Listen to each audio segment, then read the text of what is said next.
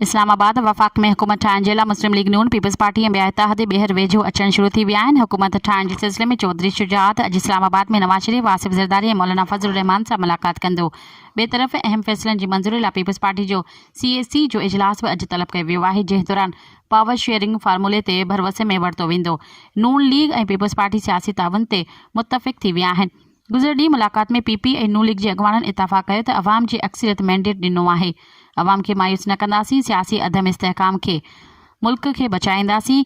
यादि रहे त MQM जे वफ़द आचर जे सुबुह रायवन में नवाज़ शरीफ़ सां मुलाक़ात कई हुई, पर मुलाक़ात में मिली हुकूमत ठाहिण ते फ़िलहाल फ़ैसिलो न थी सघियो हो। मज़ीद ख़बरनि ऐं तफ़सीलात लाइ विज़िट कयो असांजी वेबसाइट www.awamiNewsHD.com ऐं ॾिसंदा रहो अवामी न्यूज़ HD।